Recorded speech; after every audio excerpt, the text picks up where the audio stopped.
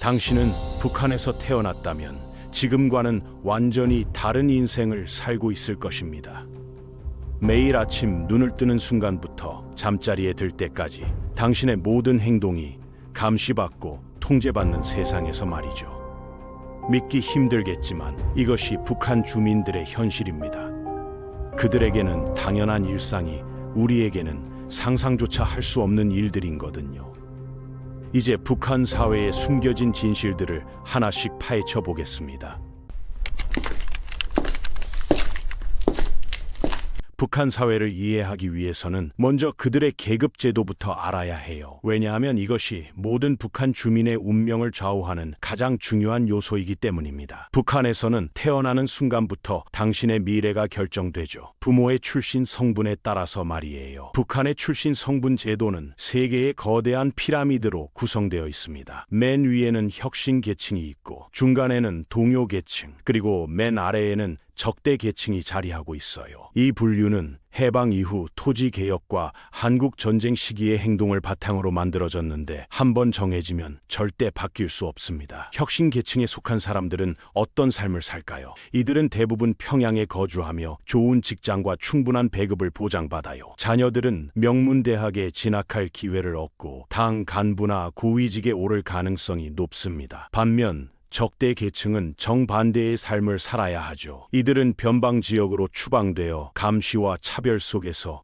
하루하루를 버텨나가야 합니다. 가장 충격적인 것은 이런 신분제가 대를 이어 고착화된다는 점이에요. 아무리 뛰어난 능력을 가져도, 아무리 열심히 노력해도 태생적 한계를 넘을 수 없는 구조입니다. 마치 조선시대의 신분제보다도 더 엄격하고 폐쇄적인 시스템이라고 볼 수 있겠네요. 북한 주민들의 일상을 들여다보면 또 다른 놀라운 사실을 발견하게 됩니다. 바로 인민반이라는 조직의 존재예요. 이것은 북한 사회 통제의 핵심 장치 중 하나인데요. 15세대에서 20세대가 하나의 인민반을 구성합니다. 인민반장은 주로 나이든 여성이 맡는데 그녀들의 임무는 단순하지 않아요. 매주 2번씩 저녁 8시에 주민들을 모아놓고 회의를 진행합니다. 이 자리에서는 정부 정책을 전달하고 주민들의 생활을 점검하며 서로를 감시하도록 독려해요. 누군가 이상한 행동을 하거나 규칙을 어기면 즉시 신고하는 것이 의무죠. 더욱 놀라운 것은 인민반장의 대우입니다. 이렇게 중요한 역할을 담당하지만 받는 보수는 한국 돈으로 환산하면 월 4,000원 정도에 불과해요. 그나마도 현금이 아니라 생필품으로 지급되는 경우가 많아서 실질적으로는 무급봉사나 다름없는 수준입니다. 인민반의 또 다른 기능은 강제 저축이에요. 정부에서 각 인민반의 저축 목표액을 할당하면 반장은 주민들로부터 돈을 걷어들여야 합니다. 개인의 의사와는 상관없이 말이죠. 이런 식으로 걷어들인 돈이 어디에 쓰이는지는 주민들이 알 수 없어요. 북한의 금융 시스템도 우리와는 완전히 다릅니다. 은행이 있긴 하지만 일반 주민들이 이용하기는 어려워요. 2009년 화폐 개혁으로 북한 원의 가치가 90%나 폭락한 이후 사람들은 은행을 더욱 불신하게 되었습니다. 그렇다면 북한 주민들은 돈을 어떻게 보관할까요? 놀랍게도 집 마당이나 밭에 구멍을 파고 묻어둡니다. 마치 조선시대처럼 말이에요. 은행보다 땅이 더 안전하다고 생각하는 것입니다. 이것만 봐도 북한 경제 시스템의 신뢰도가 얼마나 낮은지 알 수 있겠네요. 북한에는 조선중앙은행과 조선무역은행이 있어요. 전자는 북한 원만 취급하고 후자는 외화만 다룹니다. 하지만 일반 주민이 외화를 합법적으로 벌 수 있는 방법은 거의 없어서 대부분의 사람들에게는 그림의 떡과 같은 존재죠. 북한의 연금 제도를 살펴보면 더욱 암울한 현실이 드러납니다. 대부분의 직종에서 60세의 정년을 맞이하는데 연금액은 현역 시절 월급의 30%에 불과해요. 그나마도 근무 기간이 25년 이상이어야 받을 수 있습니다. 문제는 현역 시절에도 월급만으로는 생활이 어려운데 그것의 30%로는 도저히 살 수 없다는 점이에요. 그래서 대부분의 노인들이 정년 후에도 계속 일을 해야 합니다. 하루 300g의 식량 배급으로는 생존조차 어렵거든요. 이런 상황에서 북한 주민들은 어떻게 생필품을 구입할까요? 백화점이 있긴 하지만 평양에 7개 정도밖에 없고 일반 주민들이 이용하기는 어려워요.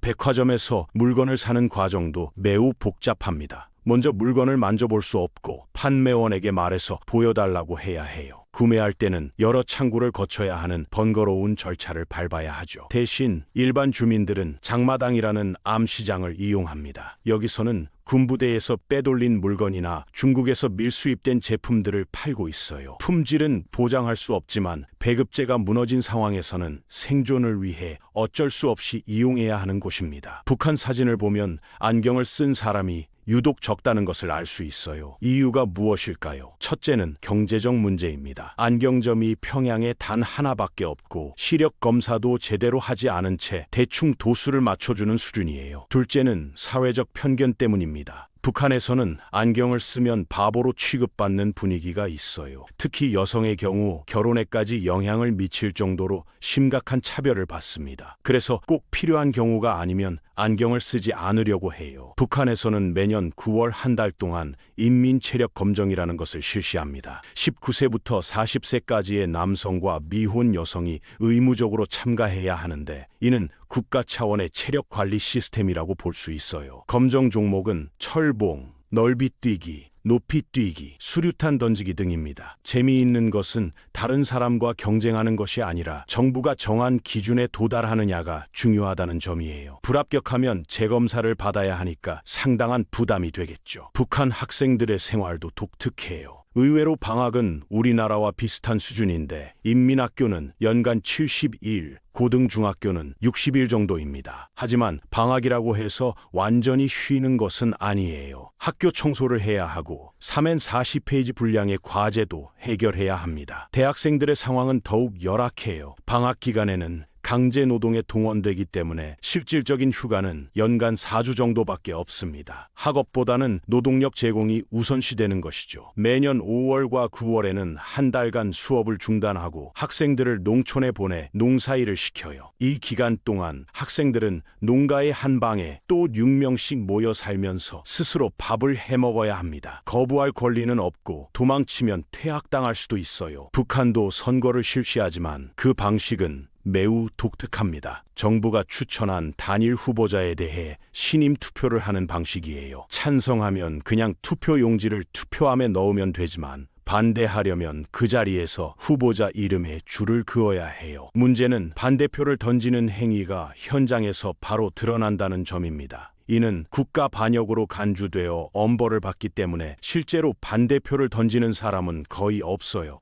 그래서 투표율과 찬성률이 매번 거의 100%가 나오는 것이죠. 북한의 범죄 실태도 심각한 수준이에요. 공식적으로는 범죄 통계를 발표하지 않지만 탈북자들의 증언에 따르면 20, 30대 청년 4명 중 1명은 범죄 경력이 있다고 합니다. 경제난이 심화되면서 절도, 강도, 사기 등의 범죄가 급증하고 있는 것입니다. 특히 주목할 점은 이들이 조직적인 범죄 집단이 아니라 평범한 노동자들이라는 것이에요. 극심한 빈곤에 내몰린 일반인들이 생존을 위해 범죄를 저지르는 경우가 대부분입니다. 북한에서는 우리가 보기에 사소한 행위도 범죄로 처벌받을 수 있어서 정확한 통계를 파악하기는 어려워요. 북한의 운동선수들은 철저한 성과주의에 시달립니다. 매년 2번 열리는 대회 결과에 따라 7단계로 등급이 나뉘는데 최고 등급인 1급이 되려면 올림픽에서 금메달을 따야 해요. 1급 선수가 되면 일반인 연봉을 웃도는 상금과 고급 아파트, 외제 가전제품 등을 받을 수 있습니다.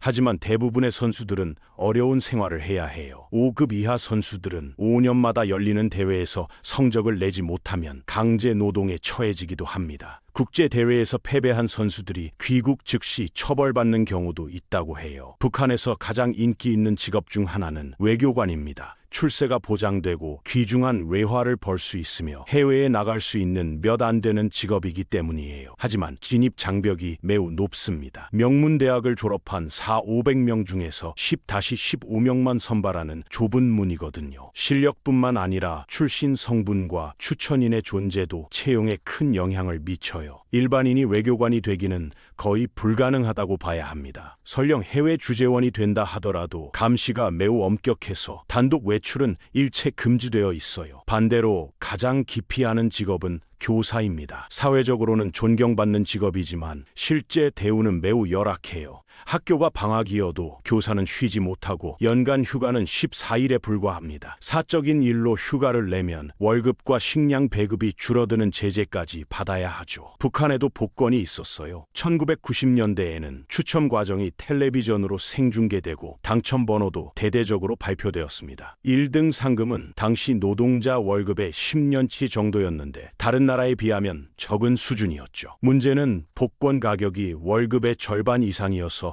잘 팔리지 않았다는 점이에요. 가격을 내린 후에는 이번에는 은행이 당첨금을 지불하지 못해서 당첨자들이 항의하는 사태가 벌어지기도 했습니다. 북한에서 연예인이 되는 것도 쉽지 않아요. 전문 예술학교에 들어가서 연극, 음악, 무용 등을 배워야 하는데 매우 드물게 직장 동아리 활동으로 실력을 인정받아 스카우트 되는 경우도 있다고 합니다. 최고 등급인 인민배우까지 올라가면 당 간부급 대우를 받고 충분한 생활물자 배급과 아파트 우선 거주권 등의 혜택을 얻을 수 있어요. 하지만 모든 활동이 당의 정책 홍보를 위한 것이어서 객관적으로 보면 정치적 도구로 사용되는 것에 불과하죠. 북한의 장례 문화도 독특합니다. 장례식장이 없기 때문에 관은 가족이나 직장에서 준비해야 하고 무덤도 친척과 동료들이 직접 파야 해요. 장례식 음식도 국가에서 조금만 제공하고 나머지는 자비로 마련해야 합니다. 장례식 중에는 목소리 내어 울지 못하게 하고 연구차도 없어서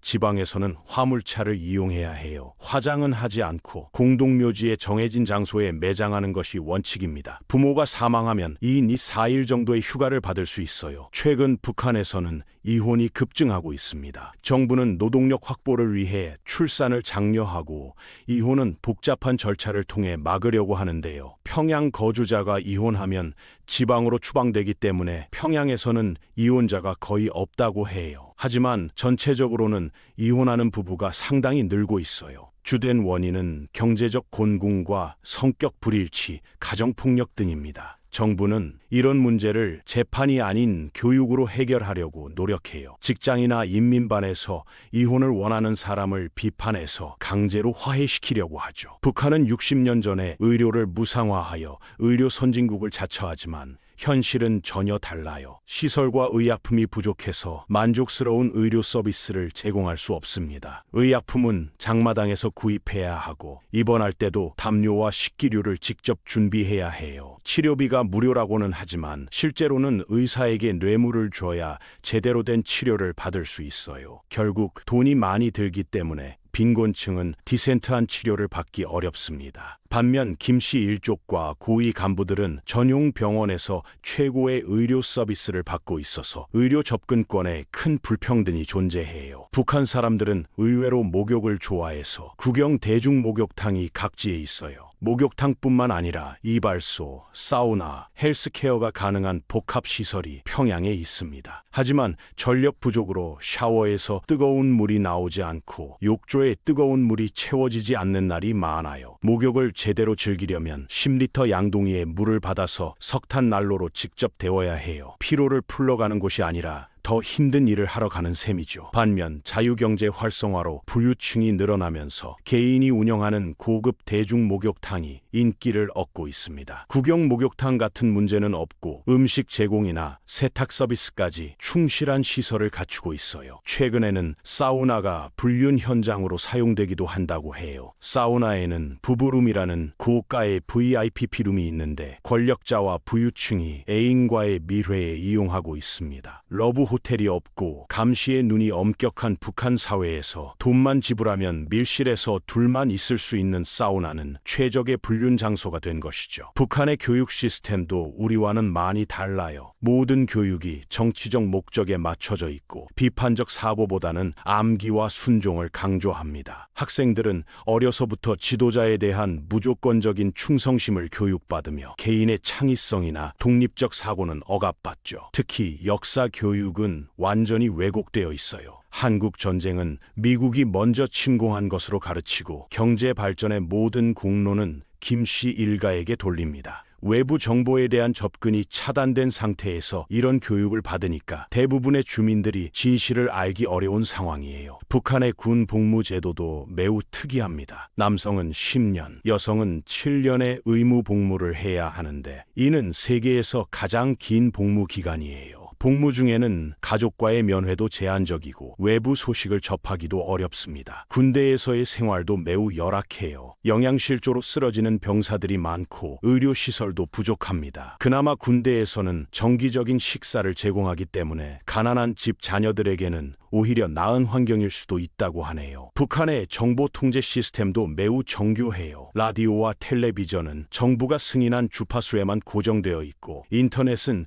일반 주민들이 접근할 수 없습니다. 대신 광명망이라는 내부 네트워크만 제한적으로 이용할 수 있어요. 하지만 최근에는 중국산 휴대폰과 USB를 통해 외부 정보가 조금씩 유입되고 있습니다. 특히 한국 드라마나 K-팝이 젊은 층 사이에서 인기를 얻고 있다고 해요. 물론 발각되면 심각한 처벌을 받지만 그럼에도 불구하고 외부 문화에 대한 갈망은 계속 커지고 있는 것 같습니다. 북한의 시장 경제도 점진적으로 확산되고 있어요. 공식적으로는 사회주의 계획 경제를 표방하지만 실제로는 개인 장사와 사적 거래가 경제의 상당 부분을 차지하고 있습니다. 이런 변화는 정부의 통제력 약화와 주민들의 생존 욕구가 만나면서 나타난 현상이라고 볼 수 있어요. 장마당에서는 중국산 제품뿐만 아니라 한국산 제품도 높은 가격에 거래되고 있다고 합니다. 특히 화장품이나 의류, 전자제품 등이 인기가 높다고 해요. 이런 현상은 북한 주민들도 결국 더 나은 삶을 원한다는 것을 보여주는 증거라고 생각해요. 이처럼 북한 사회는 겉으로는 통제되고 규율이 엄격해 보이지만 실제로는 다양한 모순과 부조리가 존재합니다. 경제난이 심화되면서 기존의 사회주의 원칙들이 흔들리고 있고 암시장 경제가 확산되면서 새로운 계층이 등장하고 있어요. 하지만 여전히 출신 성분에 따른 차별은 고착화되어 있고 정치적 통제는 더욱 강화되고 있습니다. 일반 주민들은 이런 모순적 상황 속에서 생존을 위해 다양한 방법을 모색하며 살아가고 있는 것이